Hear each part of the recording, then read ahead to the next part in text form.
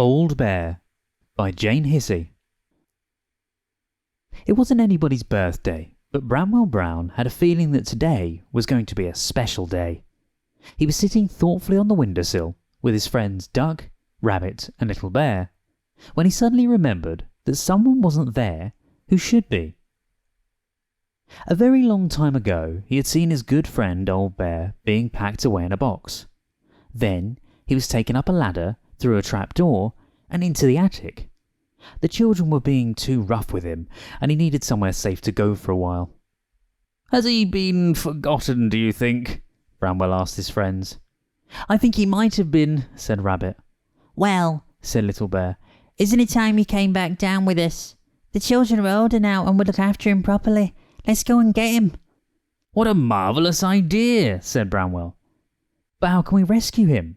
It's a long way up to the attic and we haven't got a ladder." "We can build a tower of blocks," suggested Little Bear. Rabbit collected all the blocks and the others set about building the tower.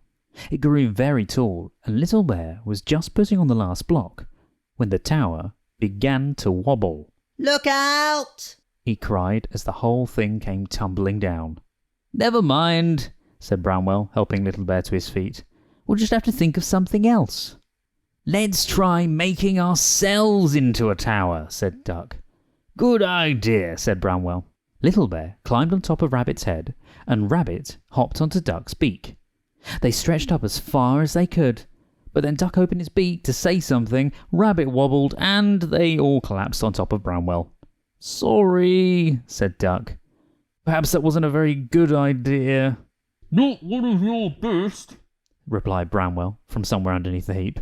"I know," said Rabbit. "Let's try bouncing on the bed." "Trust you to think of that," said Bramwell. "You never could resist a bit of bouncing, especially when it's not allowed." Rabbit climbed onto the bed and began to bounce up and down. The others joined him. They bounced higher and higher, but still they couldn't reach the trapdoor in the ceiling. Duck began to cry. "Oh dear," he sobbed. "What are we going to do now? We'll never be able to rescue Old Bear, and he'll be stuck up there getting lonelier and lonelier forever and ever." "We mustn't give up," said Bramwell firmly. "Come on, Little Bear, you're good at ideas." But Little Bear had already noticed the plant in the corner of the room. "I've got it," he cried. "I could climb up this plant, swing from the leaves, kick the trapdoor open, and jump in." In case it wobbled, Bramwell Brown, Duck and Rabbit steadied the pot. Little Bear bravely climbed up the plant until he reached the very top leaf. He took hold of it and started to swing to and fro, but he swung so hard that the leaf broke and he went crashing down. Luckily, Bramwell Brown was right underneath to catch him in his paws.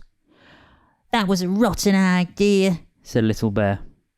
"What I was thinking," said Duck, "was that it is a pity I can't fly very well, as I could have been quite a help."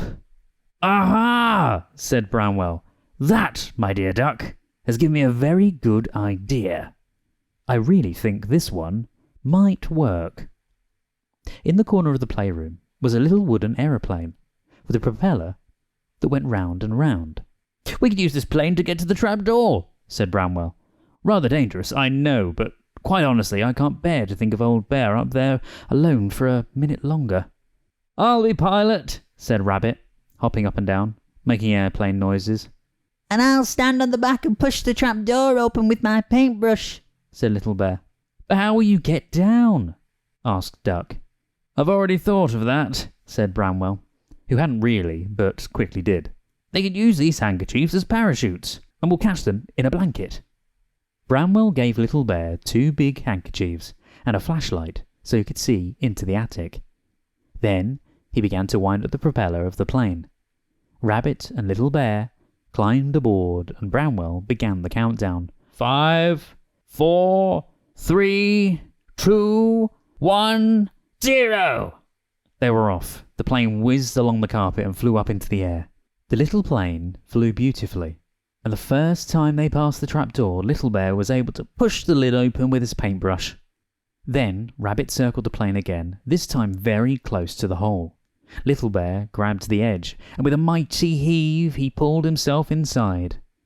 He got out his flashlight and looked around. The attic was very dark and quiet, full of boxes, old clothes, and dust. He couldn't see Old Bear at all. Any bears in here? He whispered and stood still to listen. From somewhere quite near, he heard a muffled grrr, followed by, Did somebody say something? Little Bear moved a few things aside, and there, propped up against a box and covered in dust, was Old Bear. Little Bear jumped up and down with excitement. Old Bear, I found Old Bear! He shouted. So you have, said Old Bear.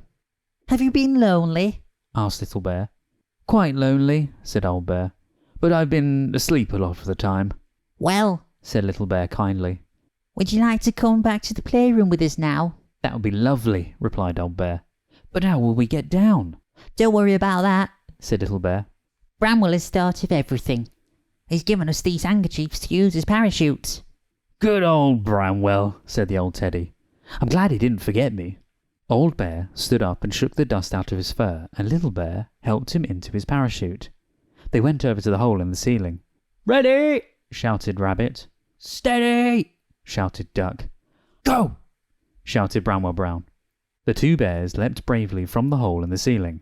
Their handkerchief parachutes opened out, and they floated gently down, landing safely in the blanket. Welcome home, Old Bear, said Bramwell Brown, patting his friend on the back. The others patted him too, just to make him feel at home. It's nice to have you back, they said. It's nice to be back, replied Old Bear. That night, when all the animals were tucked in bed, Bramwell thought about the day's adventures and looked at the others. Rabbit was dreaming exciting dreams about bouncing as high as an aeroplane. Duck was dreaming that he could really fly and was rescuing bears from all sorts of high places. Little Bear was dreaming of all the interesting things he had seen in the attic, and Old Bear was dreaming about the good times he would have now that he was back with his friends. I knew it was going to be a special day, said Bramwell Brown to himself.